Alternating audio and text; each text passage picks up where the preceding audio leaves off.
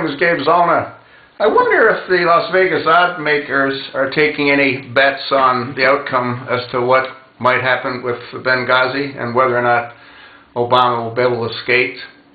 We all know what happened on September the 11th in Benghazi. We also know that they know. We also know that the administration watched it in a situation room through a real live feed from a predator that was circling overhead. What's interesting is that on September the 12th, Hillary Clinton came out and she blamed what had happened on the video trailer. The administration even took $70,000 of American taxpayers' monies to run ads in that part of the world denouncing the video and assuming no responsibility for any of it. What's interesting as well is that on September the 12th, during a taping with 60 Minutes with Obama, he said it's too early to know exactly how this came about. That's interesting. He said it's too early to know exactly how this came about.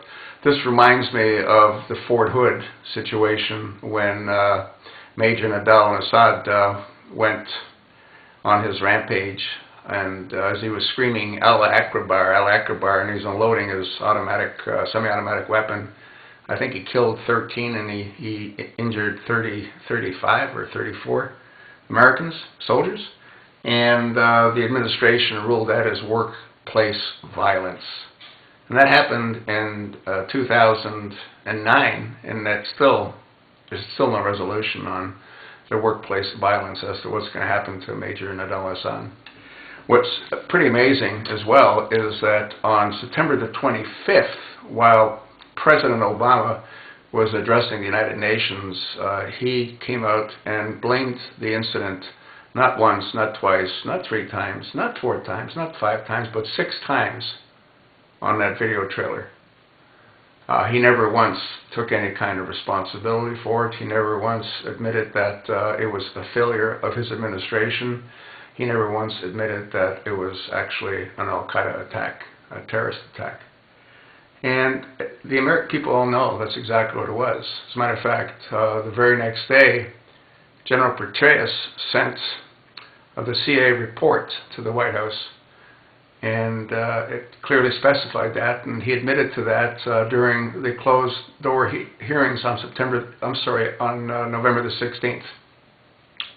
Peter King, who happened to be a personal friend of General Petraeus, came out after the meeting, and he made it very clear as to what Petraeus had said.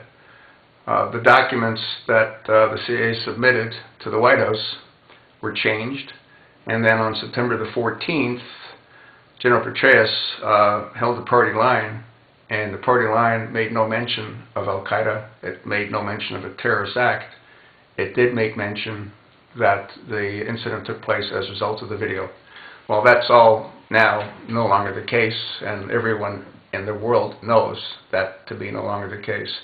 And what's interesting is now the administration is trying to suggest that the reason that they came up with the story that they did is to protect classified information. I mean, how insane is that?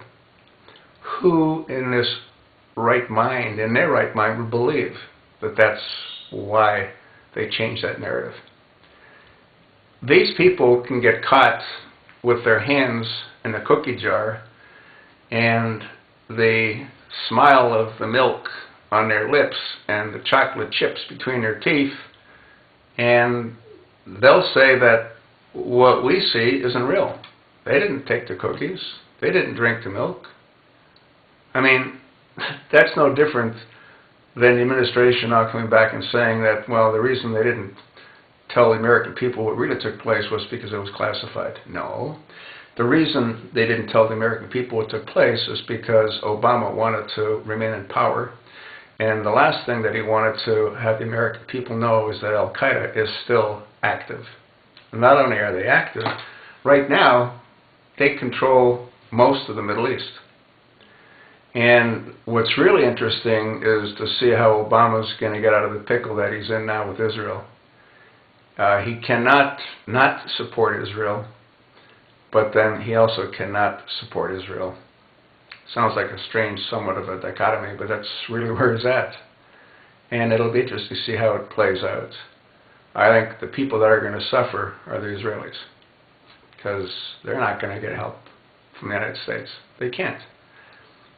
Obama can't help Israel no more than Obama can take Michelle to a Muslim country. See, he can't take Michelle to a Muslim country because Michelle's not a Muslim, and he is.